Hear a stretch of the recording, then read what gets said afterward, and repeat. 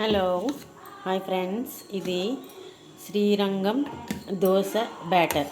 అంటే ఎలా చేయాలంటే ఒక గ్లాసు పొట్టు మినప్పప్పుకి 2 గ్లాసులు దోశ బియ్యం అని, ఇడ్లీ బియ్యం అని ఏవో ఉంటాయి కదా, రేషన్ బియ్యం. నేనైతే రేషన్ బియ్యం వేసి నానబెట్టి పొట్టుతోటే ముందే శుభ్రంగా బియ్యమును పొట్టుపప్పు శుభ్రంగా కడిగేసుకుని నానబెట్టేసుకుని ఒక 5-6 అవర్స్ తర్వాత గ్రైండ్ చేసుకుని ఓవర్ నైట్ సోక్ చేసుకోవాలి. తర్వాత మర్నాడు పొద్దున్న మన బ్రేక్ఫాస్ట్ చేసుకునే టైంకి దీనిలో వాళ్ళైతే శొంఠి చెప్పారు, శొంఠి మిరియాల పొడి చెప్పారు. నేను దాని రీప్లేస్ శొంఠి బదులు అల్లం వేసి మిరియాల పొడి వేసి వేస్తున్నాను. దీన్ని శ్రీరంగం దోశ అంటారట, తమిళనాడు ట్రెడిషనల్ టెంపుల్స్లో ప్రసాదం. ఇలా వేసేసుకుని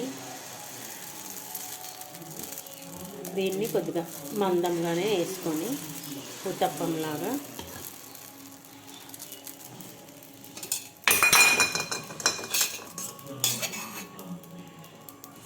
ఇలా కొద్దిగా నూనె వేసుకొని, ఎక్కువ నూనె కూడా దీనికి ఏమీ పట్టదు.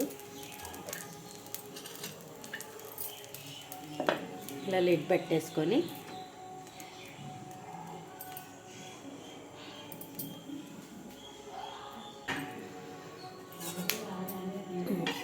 సాఫ్ట్గా వస్తుంది అన్నమాట. ఇలా రివర్స్ చేసుకొని కొద్దిగా కాల్చుకొని సర్వ్ చేసుకుంటే శ్రీరంగం దోశ రెడీ.